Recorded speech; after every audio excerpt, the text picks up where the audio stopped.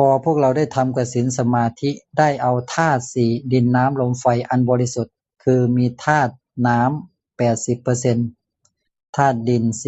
10%ธาตุลมธาตุไฟอีกอย่างละ 5%เพ่งเป็นประกายพฤกษ์ซึ่งธาตุทั้งสี่เป็นธาตุเริ่มต้นเป็นธาตุแรกเริ่มของก้อนภาชนะนี้ที่จิตมันสร้างมาตั้งแต่แรกแล้วมันก็ไม่เคยสร้างขึ้นมาได้อีกเพราะมันไปปั่นแต่การปรุงแต่งมันไม่สร้างตัวนี้ขึ้นมาแล้วพวกเราก็อาศัยไอ้ก้อนเนี้ยที่ถูกสร้างขึ้นมาครั้งแรกเนี่ยใช้งานมันไปมันก็อายุน้อยลงไปอายุไขของก้อนที่ได้มาเนี่ยมันก็น้อยลงไปตามเพราะถูกสร้างมาแค่ครั้งเดียวด้วยอำนาจของจิตที่หลงในครั้งแรกนั่นคือมันบริสุทธิ์มากนะตอนนั้นแต่มันยังมีอวิชชาอยู่นะวิธีการพวกเราต้องสร้างกสิณฝึกกสิณสมาธิแล้วสร้างสิ่งเหล่านี้ธาตุทั้งสี่ให้เป็นประกายพฤกษ์กลับมาหยอดคืนธาตุอันบริสุทธิ์ดั้งเดิมนี้ลงสู่กายละเอียดนี้ดังเดิมเมื่อพวกเราหยอดธาตุอันบริสุทธิ์เข้าสู่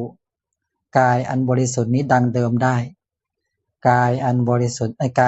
ายละเอียดตัวนี้ก็จะกลับมาบริสุทธิ์ดังเดิมความมัวหมองทั้งหลายแหละที่มีอยู่ก็หลุดออกไปหมดนี่ด้วยอำนาจแห่งฌานสมาธิด้วยอำนาจแห่งพุทธานุภาเวนะอำนาจแห่งการเพ่งจ้องอำนาจแห่งจิต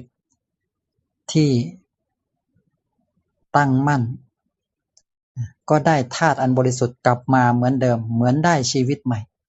ส่วนร่างกายที่มีอาการเจ็บไข้ได้ป่วยพุพองหรือเป็นก้อนมะเร็งอยู่นั้น